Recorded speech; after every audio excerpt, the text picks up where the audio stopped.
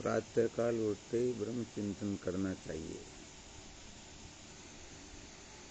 एक तो ब्रह्म का चिंतन करना चाहिए, एक जो ब्रह्म का चिंतन क्यों करना चाहिए। ब्रह्म अपना स्वरूप है इसलिए इसका चिंतन करना चाहिए तो अच्छी बात है, परंतु क्यों करना चाहिए, इसका क्या तात्पर्य है।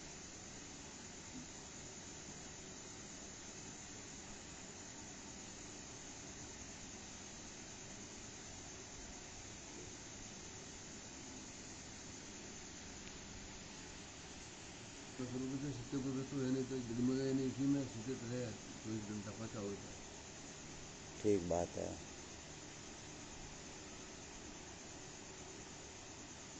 ब्रह्म से उत्तम कोई वस्तु है ही नहीं है ना, वो अपना स्वरूप ही है, इसलिए ब्रह्म का चिंतन करना चाहिए। क्या होता है ब्रह्म चिंतन जो होता है ना, ब्रह्म चिंतन का मतलब होता है अपना स्वयं का चिंतन, ब्रह्म के बारे में सोचना ब्रह्म चिंतन। तो ब्रह्म के बारे में सोचना अपने बारे में सोचना हुआ ना। हम एक तो अपने बारे में सोचते हैं, एक दूसरों के बारे में सोचते हैं। अपने बारे में सोचते हैं तो हम अंतर्मुख होते हैं, और दूसरों के बारे में सोचते हैं तो बहिर्मुख होते हैं। तो प्रातःकाल ब्रह्म चिंतन करना चाहिए। क्या होता है कि प्रातःकाल जो जिसके बारे में सोचेगा दिन भर उसकी स्वतः प्रवृत्ति किसी और होगी।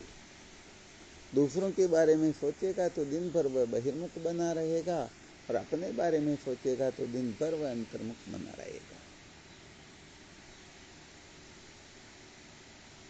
अब जो अंतर्मुख बना रहेगा वो बहुत सारे झगड़े झमेलों से मुक्त हो जाएगा। या अंतर्मुख का भी रहस्य समझ लेना चाहिए। अंतर्मुख का मतलब यहाँ देह से ही अंतर्मुख होना नहीं है, इंद्रियों से भी अंतर्मुख होना नहीं है, प्राण से होना ही नहीं है, मन बुद्धि से होना ही नहीं है।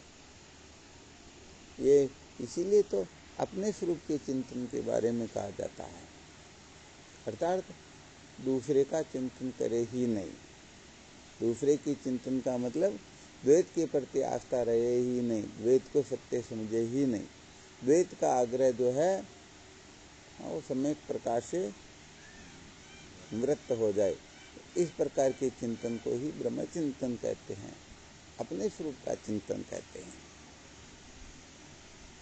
तो अपने स्वरूप का यदि कोई चिंतन करता है तो उसे कुछ भी अप्राप्त रहता ही नहीं, और अपने से बिन किसी का भी चिंतन करेगा तो वह कल्प कल्पांतर तक भी प्राप्त करने की कोशिश करेगा, फिर भी प्राप्त नहीं कर सकेगा, क्योंकि अपने से बिन तो कुछ होता ही नहीं। आत्मा को छोड़ करके कुछ होता है क्या? सारा का सारा तो जगत क्या है, ये चिद विलास है। उसी आत्म तत्व का, आत्मा का ही तो विलास है। तो जिन्होंने मूल को पकड़ लिया, जिन्होंने ब्रह्म को पहचान लिया, ब्रह्म का चिंतन कर लिया, फिर कुछ शेष रहता ही नहीं। और यदि ब्रह्म चिंतन नहीं किया तो सब कुछ करके भी समझो उसने कुछ नहीं किया।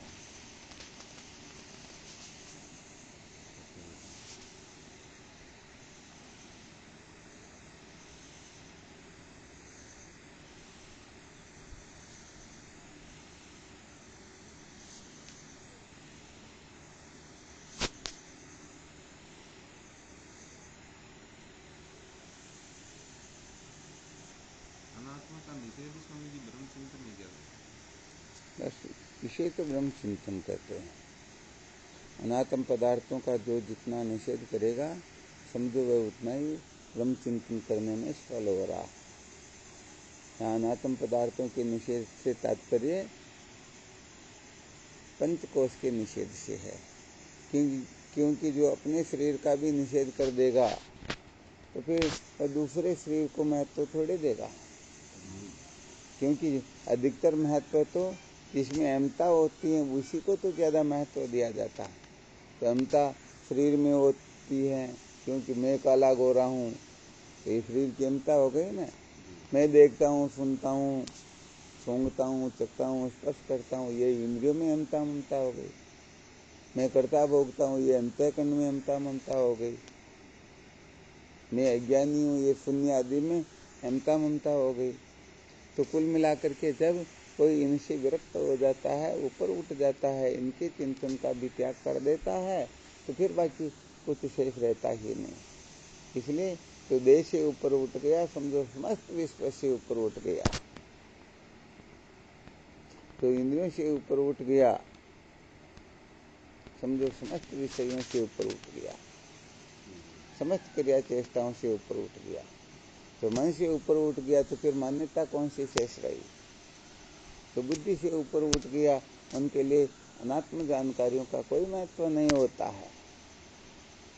तो इस सारा का सारा रहस्य साधक को ठीक प्रकार से हृदयंगम कर लेना चाहिए। इसी का नाम ब्रह्म चिंतन होता है। इसलिए प्रातः काल जो ब्रह्म चिंतन करता है, प्रातः काल का मतलब यहाँ तो जिस समय जिज्ञासा जागृत होती है, समझो वही उसके लिए प्रातः काल होता है। ये प्रातः काल तो हमेशा ही आता है, ऐसी बात नहीं है। फिर भी हाँ, जिस समय जिज्ञासा जागृत हो, उसमें जागृत होते ही ब्रह्म चिंतन की ओर लग जाता है, यही प्रातः काल होता है। नहीं थोड़ी देर देखते हैं, अभी तो ये करें उसके बाद में कर लेंगे, तो ये फिर गड़बड़ हो जाता है। वो फिर युवा अवस्था आ जाती है, और फिर अरे थोड़ा ये वो कर लेते हैं, ये फिर वृद्धावस्था आती, फिर चिंतन वगैरह कुछ नहीं हो पाता, फिर मनोरंजन होता है। फिर वो निकल जाता है। हाँ, उसी में शुरू हो जाता है, तो धीरे धीरे करके वो बलवान हो जाता है, उसी में नहीं होते तो वो निकल जाता है, फिर पहले के जैसा ही हो जाता है।